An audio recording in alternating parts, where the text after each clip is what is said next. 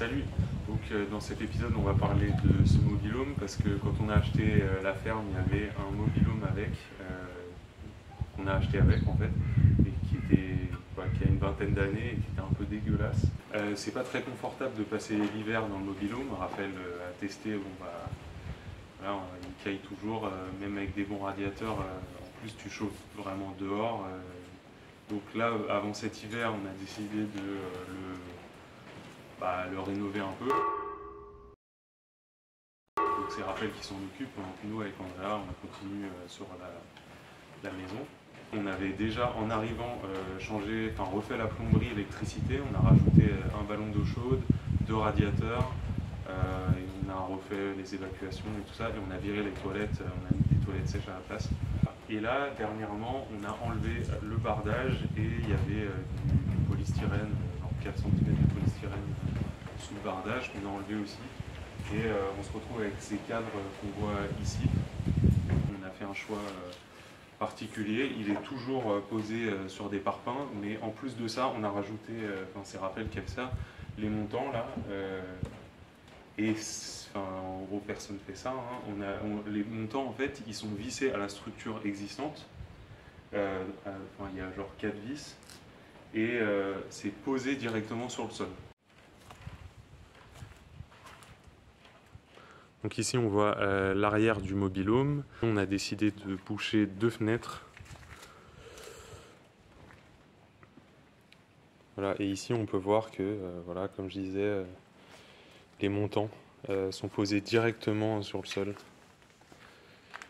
Et donc c'est les montants, j'ai pas précisé, c'est des demi-chevrons, qui font 7 cm de profondeur ici.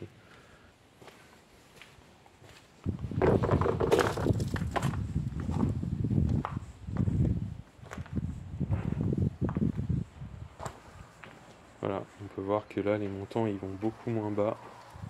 On a changé aussi toutes les fenêtres, parce que bien sûr c'était des fenêtres déjà qui ont 20 ans, qui étaient plus étanches.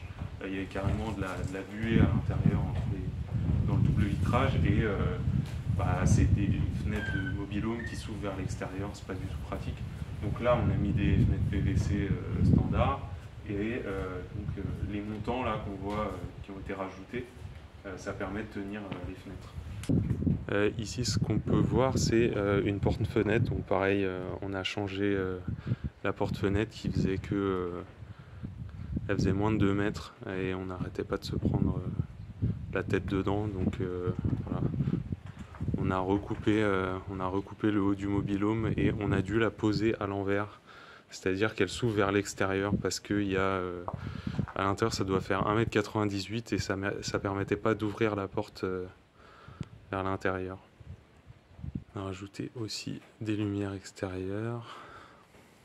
Donc en ce moment, Raphaël est en train d'isoler la toiture avec de la laine de verre, alors 2 couches de 10 cm.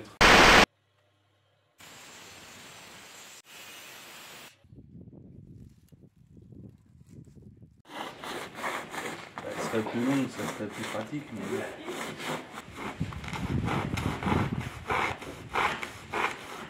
Après les poutres, celui-ci de l'isolant, est-ce que c'est pas un peu plus facile? À l'échelle en tongs, le dessus du mobil-home, donc il y a tous les passages de câbles qui étaient là. Bon, on en a changé quelques-uns.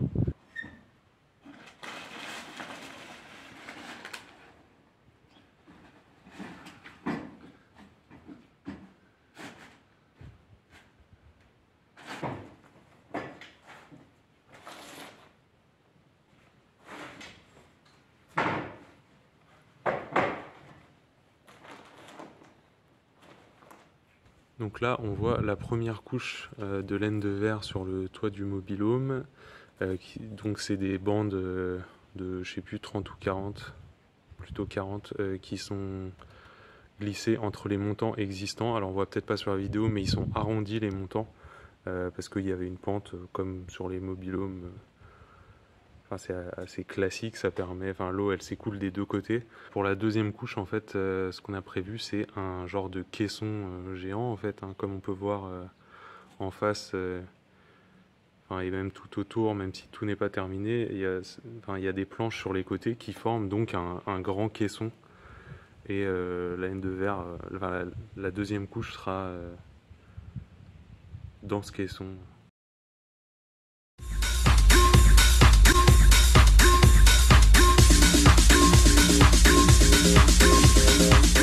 Buckingham Palace has announced the death of His Royal Highness the Duke of Edinburgh.